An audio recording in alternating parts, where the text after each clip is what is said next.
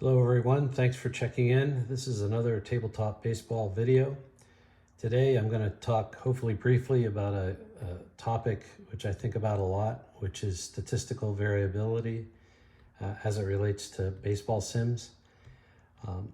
If you've seen a lot of my other videos, I talk a bit about accuracy in baseball sims.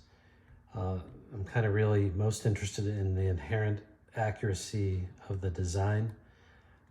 I talk a little bit about absolute accuracy and relative accuracy and so on.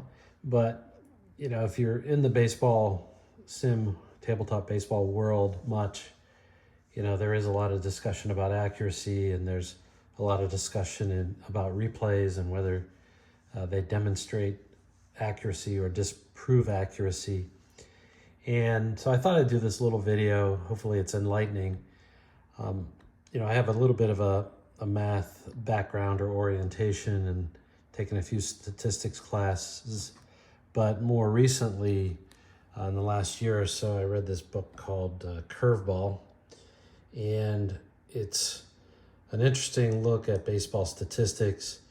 Lots of interesting discussions, but one of the main topics they talk about at the beginning of the book is variability, and then later on they move on to talk about things like is there such a thing as clutch hitting and so on. So just for illustration, I built this little spreadsheet, and in the lower left you can kind of see it, but it's very simplistic.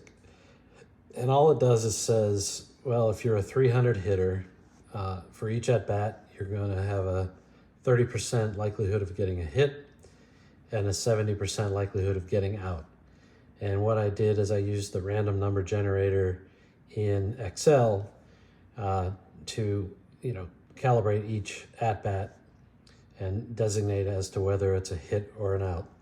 Now, one can argue that technically the random number generator in Excel is not purely random, but to be honest, for purposes of this demonstration and most other purposes, it's random enough, I shall say.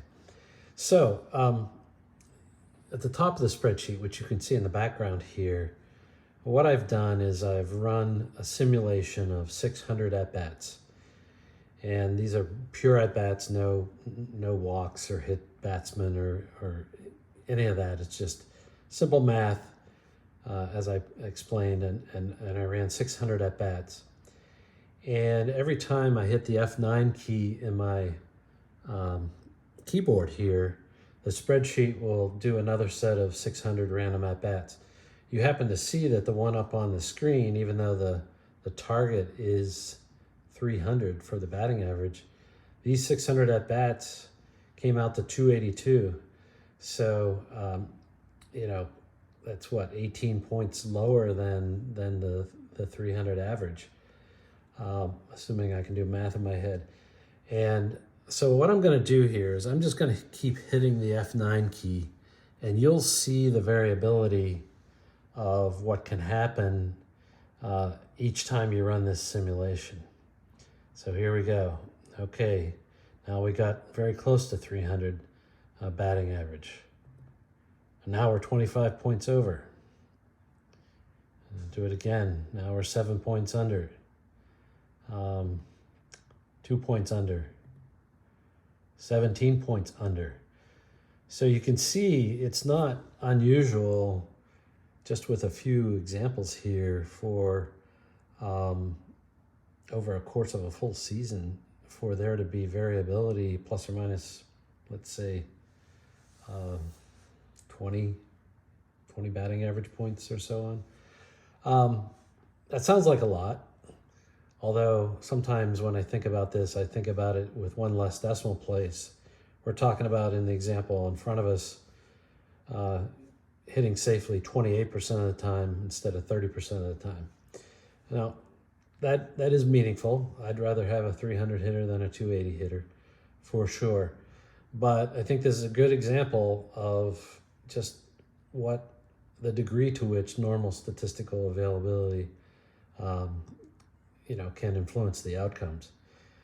So one of the things I wanted to do is to say, well, what happens, and it's covered up here, what happens if we do 3,000 iterations, which is my proxy for 5 seasons?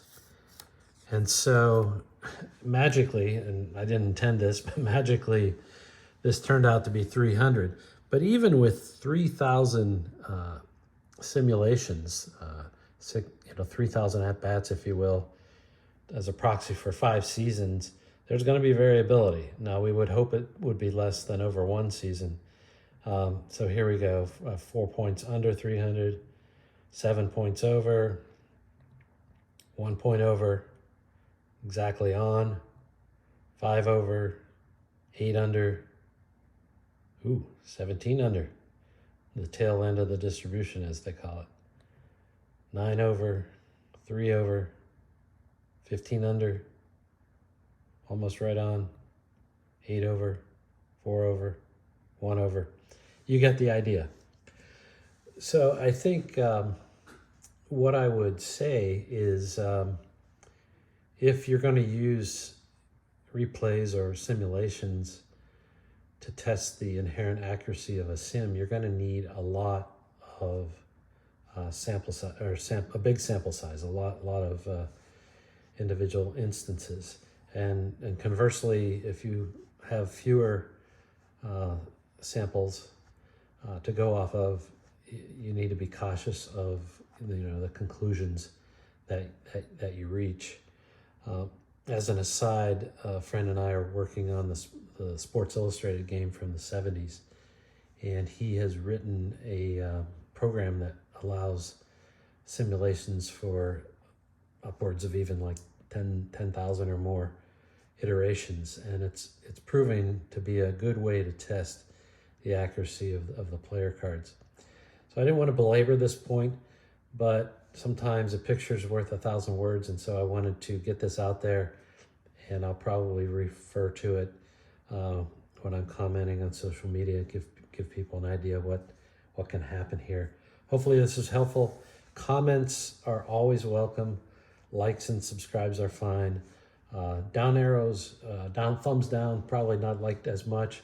I'd rather you actually make a comment on the video and explain your concern. Again, thanks for watching. Take care. Bye.